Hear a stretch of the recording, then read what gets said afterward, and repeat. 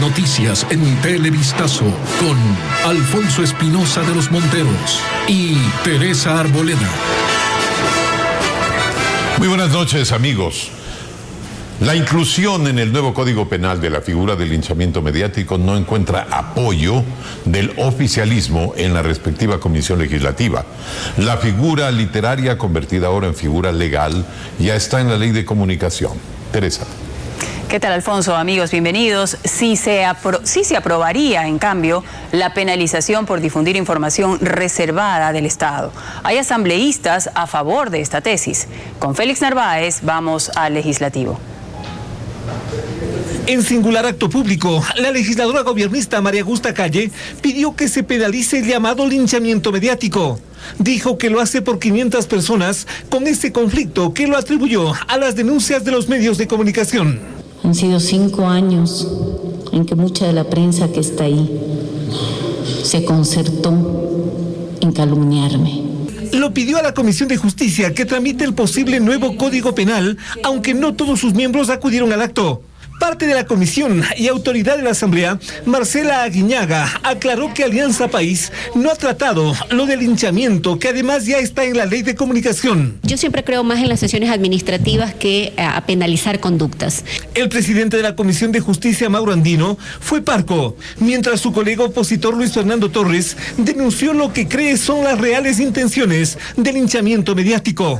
Se envía un mensaje directo a los medios de comunicación para amedrentarlos y para establecer la censura previa que hoy está corriendo por las venas del periodismo ecuatoriano, lamentablemente. El linchamiento mediático pierde así terreno, no así una posible penalización de la difusión de información reservada del Estado.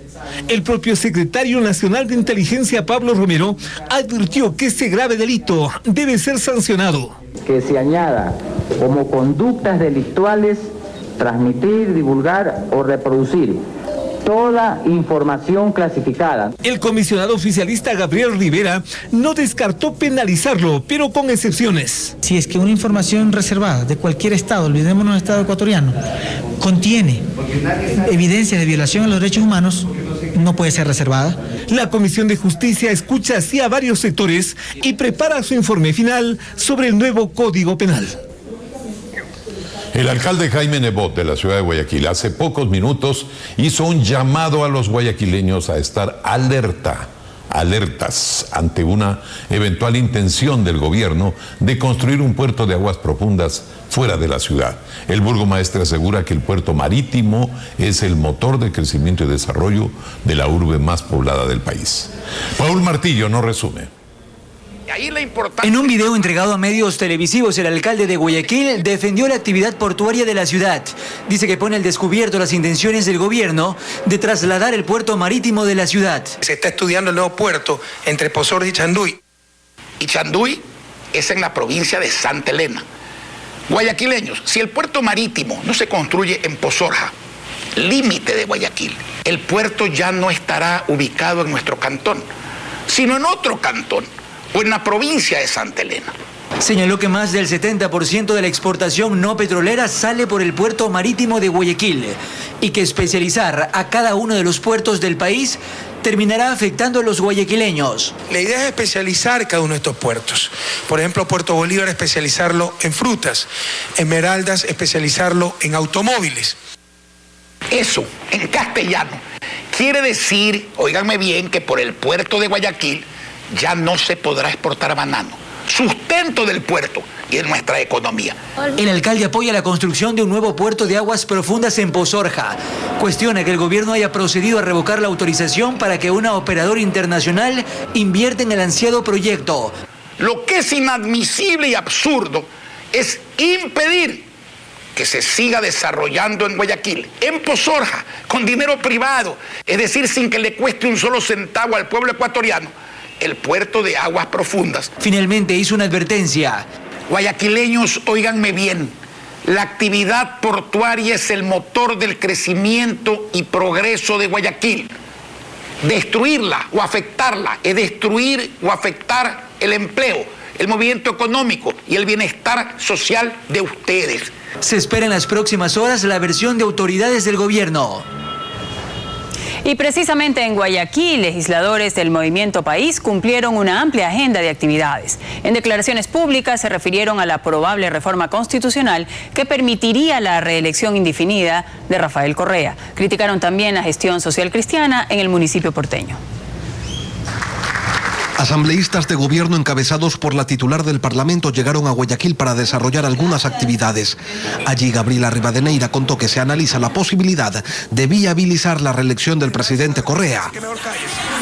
Y un poco más. No puede ser ninguna ley, ningún artículo de la Constitución un obstáculo para la consolidación del proceso político que está viviendo el Ecuador. Pero que no ha habido consulta al primer mandatario y que por el momento es solo un tema que se debate.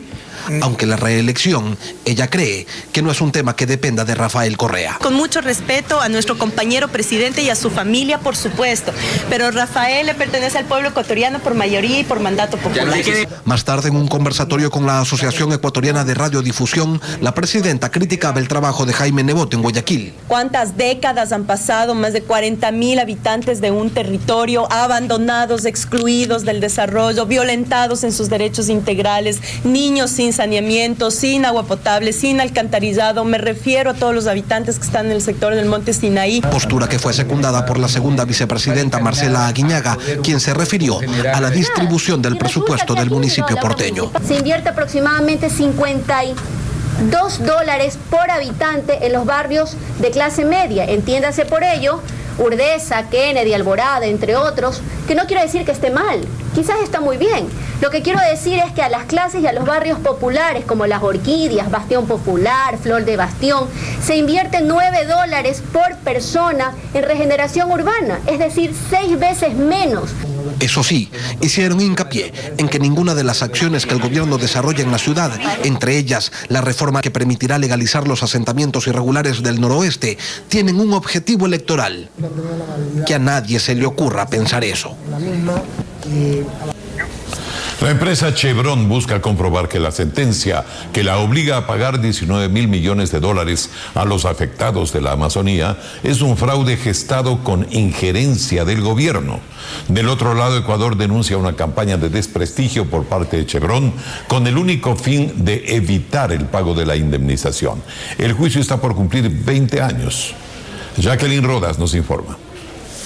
En el año 2011 viajamos al oriente ecuatoriano para conocer las piscinas que nunca fueron remediadas adecuadamente tras la explotación petrolera y a varias personas que aseguran haber enfermado a causa del agua contaminada y la emisión de gases. La Asamblea de Afectados de la Amazonía responsabiliza a la empresa Chevron, que en el 2001 absorbió a Texaco, compañía que operó en Ecuador desde 1972 hasta 1992. El juicio contra la empresa está por cumplir 20 años en noviembre. La Corte de Sucumbíos ya dictó sentencia ordenando a la petrolera que pague $19.000 millones como indemnización, pero queda por resolverse el último recurso presentado por Chevron ante la Corte Nacional de Justicia.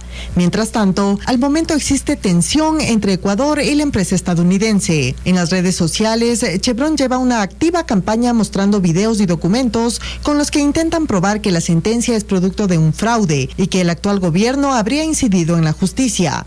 Del otro lado, varios ministros y funcionarios ecuatorianos, entre ellos el propio presidente Correa, denuncian una millonaria campaña de desprestigio para evitar el pago y muestran pruebas de la contaminación. Además, piden que se visite la página chevrontoxico.com, donde existe amplia información sobre los daños ambientales atribuidos a la compañía. Pablo Fajardo, representante legal de los afectados de la Amazonía, coincide con la teoría del gobierno. Cuando le ganamos el juicio en Ecuador, lo que hace Chevron es empezar una campaña mediática impresionante y multimillonaria en contra del Estado ecuatoriano y del sistema judicial ecuatoriano para desprestigiarlo y crear supuestamente nubes para volver inejecutable la sentencia. Buscamos una entrevista con James Cray, vocero de Chevron, pero no se encuentra en el país. Insistimos enviando un banco de preguntas. Recibimos como respuesta a la dirección electrónica juiciocrudo.com, donde existen fragmentos de videos que según la empresa probarían el fraude. La información que se divulga a través de este medio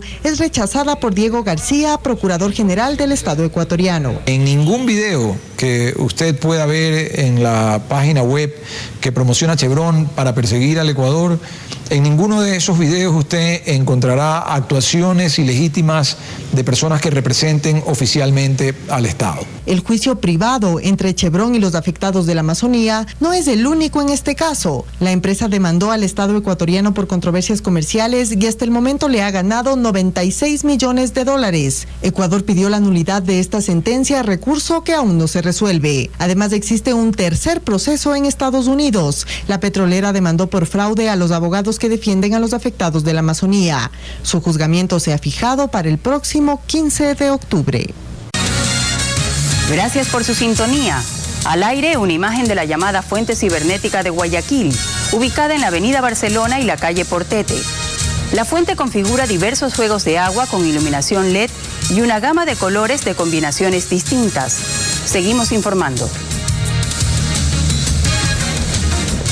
Dos adolescentes ecuatorianas que estaban desaparecidas fueron encontradas en Colombia y hoy fueron devueltas a sus familias. Hernán Higuera con el informe. Estaban perdidas hace un mes. Sus padres y familiares desesperados las denunciaron y reportaron como desaparecidas. La UNACE actuó y pudo determinar que María Auxiliadora y Daisy Elizabeth, de 14 años, fugaron voluntariamente de sus casas. Ellas dijeron que para hacer dinero. Afirman que llegaron en un taxi hasta el puente internacional de Rumichaca, pasaron a Colombia y luego en bus. Pudieron llegar hasta Pasto y posteriormente a Cali. Por información compartida entre las policías de los dos países, se las logró encontrar. Las niñas ellas se acercaron a la policía en Colombia una vez que vieron que existía ya un gran despliegue de búsqueda y todo eso. Y bueno, las niñas están sanas y salvas, acaban de llegar sin ningún problema desde Colombia. La policía colombiana colaboró y procedió a repatriarlas. Después de un mes, volvieron a ver a sus padres. Aparentes problemas familiares y la falta de comunicación con los padres habrían sido las principales causas que motivaron a estas dos adolescentes a abandonar sus casas. Pero hoy ya están de vuelta. En la madrugada de mañana jueves concluyen los trabajos preventivos en un talud cercano al puente del río Chiche, vía interoceánica. Se trata de evitar posibles deslizamientos de tierra en este punto de la vía interoceánica, que es la que conduce al aeropuerto de Quito. Estas labores de remoción de material se están ejecutando desde el sábado, desde las 0 horas hasta las 3 de la madrugada, para no impedir la circulación vehicular durante el día, cuando hay más circulación de vehículos. El Registro Civil negó la petición de las dos mujeres que quisieron casarse el pasado lunes en Quito. El organismo les recordó que la Constitución ecuatoriana no aprueba el matrimonio de personas del mismo sexo. Las mujeres aseguraron que llevarán adelante su lucha hasta que se acepte su matrimonio. La respuesta del Registro Civil se notificó directamente a la casa de Pamela Troya y Gabriela Correa. Ambas solicitaron el pasado lunes a la institución que les permita casarse. Pero en un comunicado de prensa, el registro dice que previo a la celebración del matrimonio civil deben completar los requisitos establecidos en la Constitución de la República y el Código Civil. Y menciona la Carta Magna en su artículo 67, que dice que el matrimonio es la unión entre hombre y mujer. Y lo complementa con el artículo 81 del Código Civil, que señala que es un contrato solemne por el cual un hombre y una mujer se unen con el fin de vivir juntos, procrear y auxiliarse mutuamente. Para Troya la respuesta es confusa. El único requisito que nos están diciendo que no estamos cumpliendo es el de no ser hombre y mujer. Entonces yo le pregunto al Registro Civil qué parte de que somos lesbianas no se entiende muy bien. Ambas resaltan que la Constitución señala que todas las personas son iguales y gozarán de los mismos derechos. Por eso su abogado Ramiro García dice que plantearán una acción de protección. El matrimonio es un derecho, por lo tanto debe ser ejercido de manera igualitaria, sin espacios de discriminación. Y eso es justamente lo que pedimos, lo que vamos a solicitar, ya no a través de los canales administrativos, sino de los jurisdiccionales. Tanto Pamela como Gabriela dicen estar conscientes que su caso en el campo judicial puede tomar años, pero aseguran que su lucha es también por todas las parejas homosexuales que al igual que ellas quieren casarse. Hace unos minutos, por error, colocamos el nombre de la presidenta de la Asamblea, Gabriela Rivadeneira, en una sobreimposición cuando la declaración correspondía a la vicepresidenta del organismo, Marcela Aguiñaga. Hacemos la aclaración respectiva. Gracias por seguir con nosotros.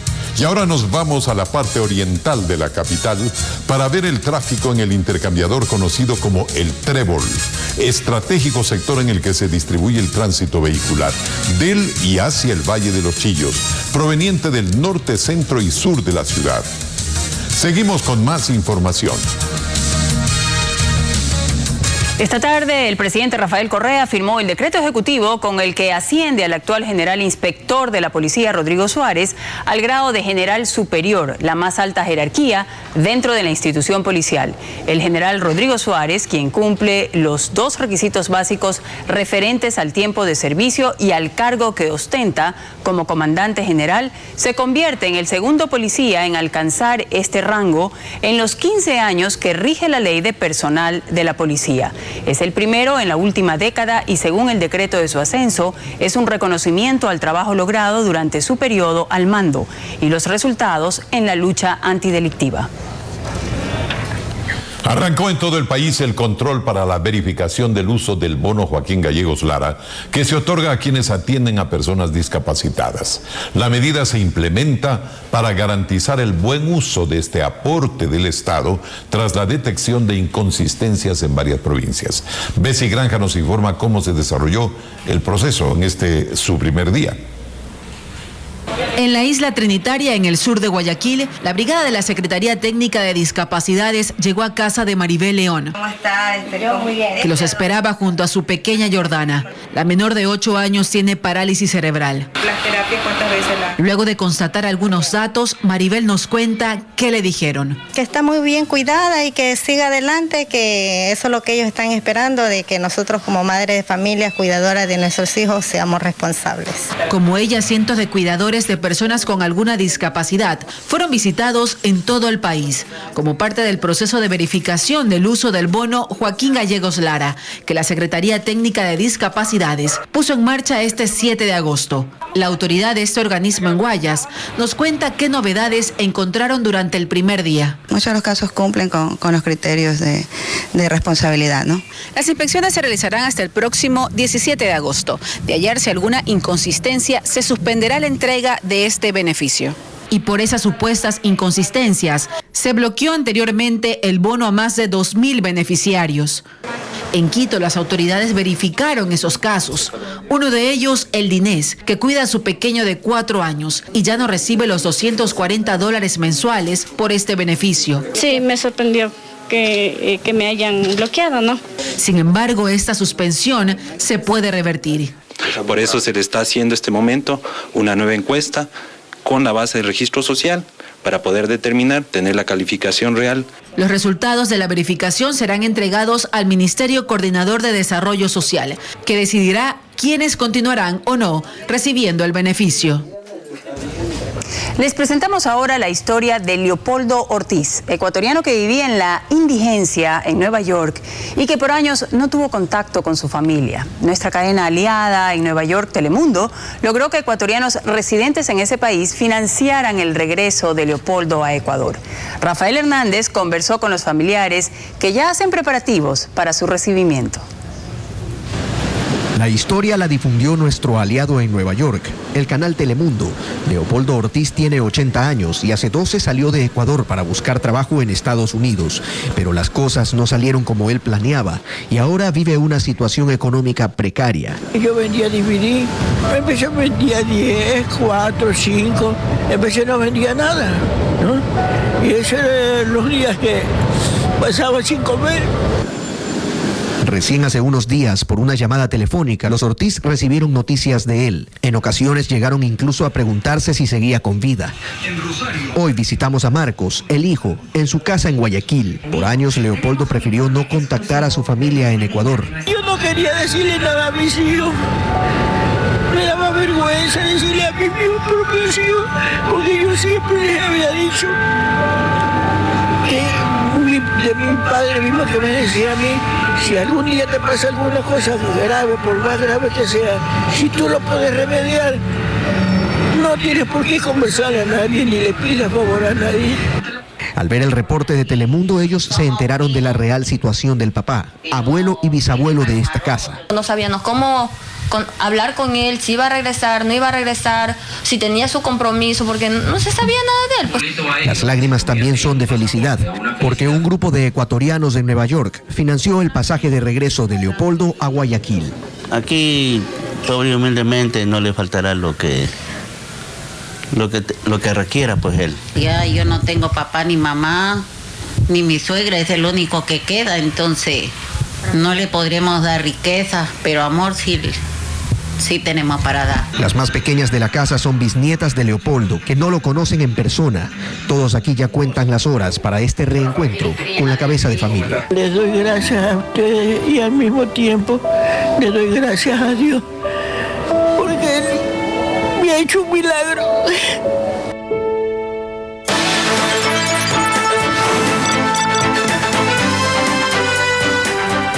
Estados Unidos cancela la reunión bilateral que el presidente Barack Obama debía tener con el presidente ruso Vladimir Putin el próximo mes de septiembre en la ciudad rusa de San Petersburgo. El gobierno norteamericano informó que no hay grandes avances en la cooperación entre ambos países, pero la gota que derramó el vaso fue el asilo concedido al ex técnico de la CIA, Edward Snowden. Obama ha dicho estar decepcionado por la actitud del gobierno de Putin. El tema ha llevado a que se enfríen las relaciones entre Estados Unidos y Rusia. Edward Snowden, requerido por el gobierno norteamericano por la filtración de información sobre programas de la Agencia Nacional de Seguridad, está asilado en Rusia y el presidente Obama cuestionó la decisión del gobierno de Vladimir Putin. Es cierto que no hay acuerdos de extradición con ellos, pero hemos respetado cuando han requerido a personas que han violado leyes en ese país. Ellos no están haciendo lo mismo en este caso, dijo Barack Obama durante una entrevista con el presentador Jay Leno del programa Tonight Show. Se mostró decepcionado y señaló que en Rusia hay veces que vuelven a actuar con la mentalidad de la época de la Guerra Fría. De manera que imágenes como esta, de Obama y Putin en la cumbre del 2012 en México, o la de junio de este año en Irlanda, no se repetirán el próximo mes en San Petersburgo, pues aunque ambos asistirán a la cita del G20, no habrá un encuentro bilateral. Justo hoy la Casa Blanca y el Departamento de Estado anunciaron la cancelación. La vocera del Departamento de Estado, Jen Psaki, dijo que no hay avances significativos en los temas más importantes para un encuentro entre los presidentes. Mientras en las calles de Moscú hay opiniones divididas. Que deben encontrarse, dice este ciudadano, que hay muchos problemas que deben resolver juntos. O que en Rusia son autosuficientes y no necesitan que haya una reunión bilateral. Pero así también el gobierno ruso ha mostrado su decepción por la suspensión decidida por el gobierno estadounidense. La denominada Casa de los Horrores, donde Ariel Castro mantuvo retenidas durante una década a 3 mujeres en Cleveland, fue demolida hoy por las autoridades como parte del acuerdo judicial por el que fue condenado a cadena perpetua. Una de las víctimas estuvo presente en la demolición. Es el momento en el que la casa del puertorriqueño Ariel Castro era demolida en un barrio de Cleveland. En esa vivienda estuvieron retenidas Gina de Jesús, Amanda Berry y Michelle Knight, las mujeres que durante 10 años sufrieron maltratos y abusos sexuales por parte de su captor. El primer golpe de la demolición lo realizó Peggy Arida, la tía de Gina de Jesús, una de las jóvenes cautivas. Tenía mucha ira dentro de mí, quería hacerlo, explicó Arida a los reporteros. La operación para demoler la casa contó además con la participación de Michelle Knight, la única de las 3 muchachas presentes. Porque es importante estar hoy aquí porque no había nadie allí para mí cuando estaba desaparecida. Y quiero que la gente que está afuera, incluida las madres que buscan a sus familiares, tengan fuerza y esperanza y que sepan que sus hijos van a volver. Recalcó Knight, una de las más afectadas por los años de encierro. Por su parte, las autoridades indicaron que se había decidido la demolición de la residencia de Castro porque se quería evitar que se convirtiera en una especie de santuario. Castro, de 53 años, recibió una condena a cadena perpetua sin derecho a libertad condicional. Buenas noches, bienvenidos a los deportes. La Copa Sudamericana 2013 sigue su marcha y ahora fue el turno de Emelec, que había sacado una gran ventaja después de ganar en Perú al Sport Huancayo. Jugó la revancha en Guayaquil en el estadio George Capwell y demostró su gran superioridad. Minuto 42, centro de Polo Huila y la anotación de Ener Valencia. A los 50 minutos, nuevamente de cabeza después del centro de Marcos Caicedo, Ener Valencia en su segunda personal. Estracualursi mete el pase. Gran jugada de Angelito Mena y el 3-0 para los ecuatorianos. Y faltaría un gol más. Nuevamente la gran figura del partido, el extremo derecho de Emelec, Ener Valencia, marcando su tercera personal y la cuarta final. Emelec enfrentará a la Universidad Católica de Chile en la siguiente ronda del torneo internacional.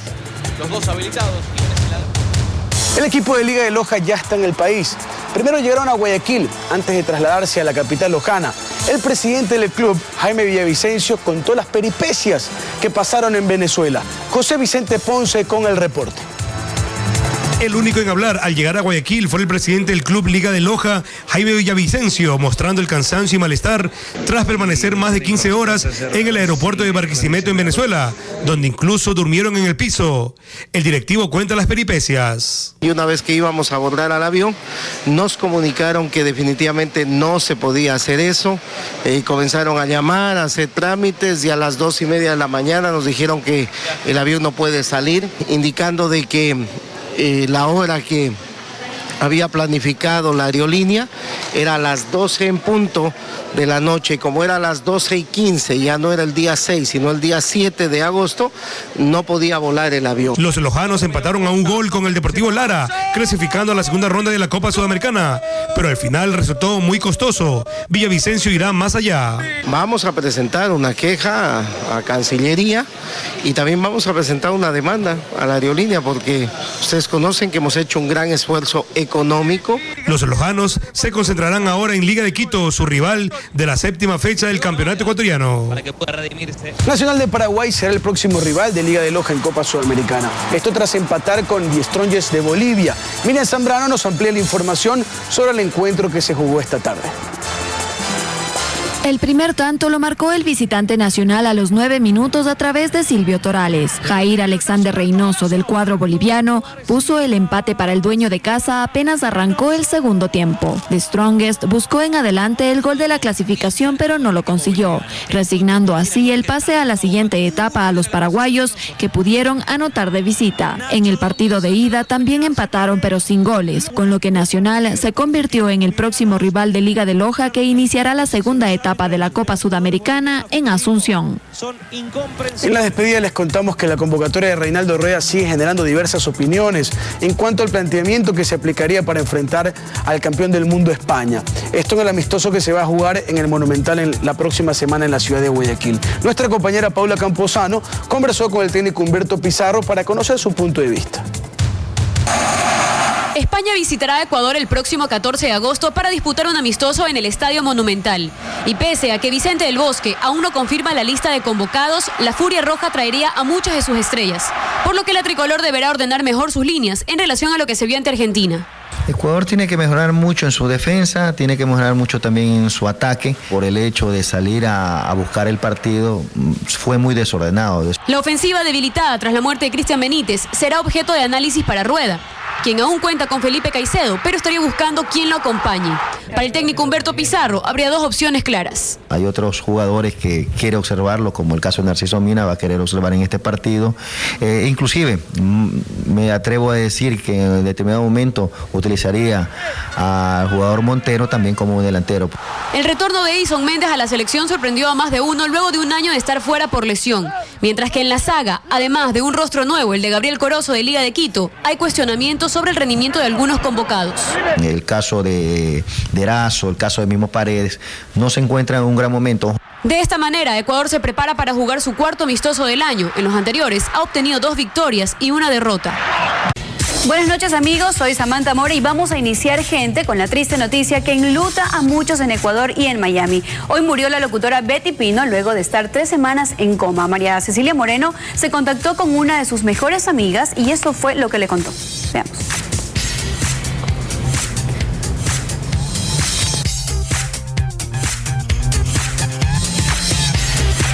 Disculpa, tuvimos un problema con nuestro reportaje. Y ahora les contamos que varias personalidades ecuatorianas conocieron a Betty Pino. Troy Alvarado y Mariela Viteri le contaron a Yosabet Carchi que recuerdan de la conocida locutora. Veamos. La triste noticia sobre la muerte de la reconocida locutora Betty Pino en Miami nos llevó hasta quienes tuvieron la oportunidad de conocerla. Mariela Viteri, quien también es locutora, nos dice la impresión que tenía de ella. Sabía lo que decía, lo pensaba, siempre hablando muy bien de todo, cómo presentaba cada canción, cómo hablaba sobre temas, sobre cómo decía la información, con qué veracidad. Ella cree que Betty tenía la fórmula del éxito. Pudo servir pues a mucha gente que en ese momento llegaba a América, como Rafael, como Diango, como Julio Iglesias. Troy Alvarado, ex integrante del grupo Tranzas y actual presidente de la Sociedad de Autores del Ecuador, nos comenta cómo Pino los ayudó para darse a conocer en el exterior.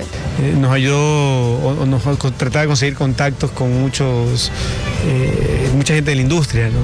de Miami, y en ese sentido fue muy generosa con nosotros y nos ayudó bastante. Al igual que nuestros famosos, muchos internacionales lamentan esta gran pérdida en el mundo del espectáculo.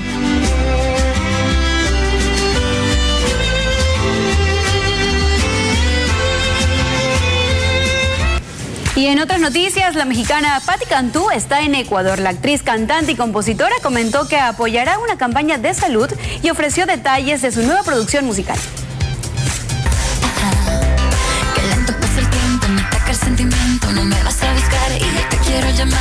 Luego del éxito obtenido con su disco Corazón Bipolar, la cantante mexicana Patti Cantú nos visita para promocionar su tercer sencillo titulado Manual. Para enamorar.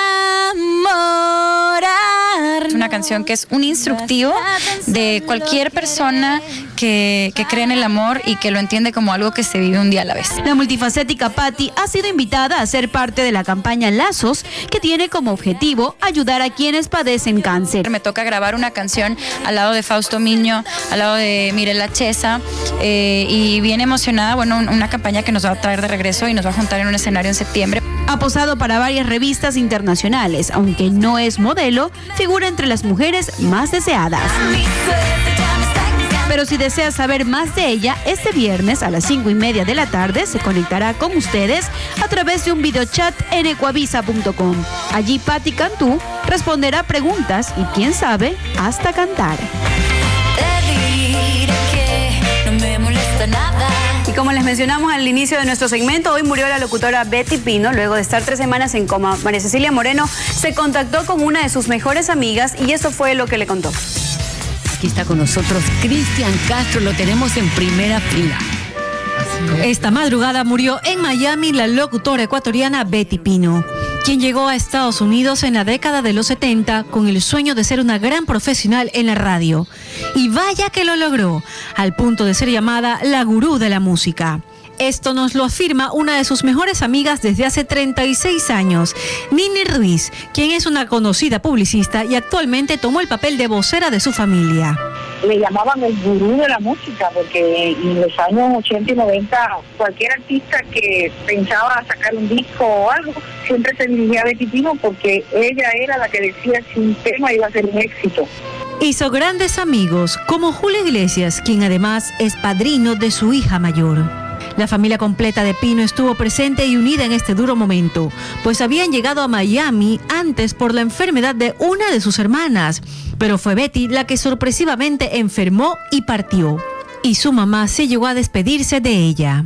Aún sus hijas no han informado detalles sobre el velorio y sepelio, y varios espacios en televisión y radio fueron dedicados al recuerdo de la ecuatoriana, que con su voz y personalidad fue una luz para aquellos artistas que le tocaron alguna vez su puerta para poder hacerse conocer en la radio. Con esta lamentable noticia nosotros nos despedimos, nos vemos el día de mañana con más información. Buenas noches. Vamos ahora a un mágico viaje de 4 días y 3 noches desde Durán, en Guayas, hasta Quito. Es la propuesta del nuevo tren crucero de Ecuador. María Mercedes Cuesta nos muestra las bellezas naturales que se develan ante los ojos de los turistas en cada parada del remodelado ferrocarril. Para empezar nuestra aventura, nos recibe en la estación de Durán la vieja locomotora a vapor de principios del siglo XX, que ha sido cuidadosamente restaurada. Son más de 450 kilómetros de trayecto del tren crucero, en 4 coches con capacidad para 54 personas. Verdaderos tesoros del diseño histórico, remolcados por locomotoras a vapor y a electrodiesel. Los arrozales de la costa nos acompañan durante el tramo que nos lleva hasta Yaguachi, en donde debemos hacer cambio de tren. Aquí hay tiempo para escuchar la música de nuestros montubios. Nuevamente en el ferrocarril, las plantaciones de banano acompañan nuestro trayecto hasta Bucay, en donde paramos a visitar una hacienda cacautera de la zona y un asentamiento shuar en el recinto El Limón. Pese a la distancia, la travesía no se hace pesada. La comodidad de los coches hacen que el turista pueda disfrutar no solo de los hermosos paisajes, sino también de las delicias de nuestro país. Dejamos los parajes tropicales y llegamos a Huigra. Aquí se hace la famosa ruta a la Nariz del Diablo. Luego seguimos por Alausí y empezamos a adentrarnos al corazón de los Andes, atravesando la ruta de los volcanes, que majestuosos se muestran para sorprendernos con sus cumbres nevadas. La zona del Parque Nacional Cotopaxi, con sus centenarias haciendas, esperan a los turistas para brindarles cómodo hospedaje. A su paso, el ferrocarril va avisando que llega con su fuerte silbato. Los lugareños corren a saludar a los visitantes para que se sientan como en su casa.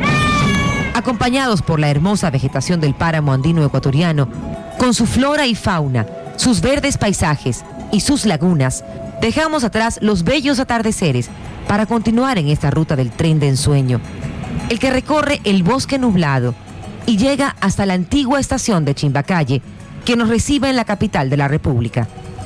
Esta aventura será inolvidable, como una experiencia única. Las postales de nuestro país quedarán plasmadas en nuestra retina y el silbido del tren se transformará en miel para el alma.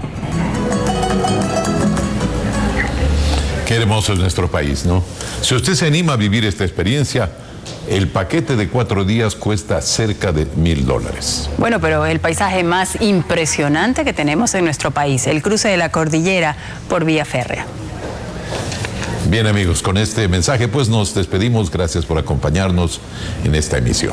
Más información para ustedes en Telemundo y no dejen de consultar en nuestra página web ecuavisa.com. Que tengan buenas noches.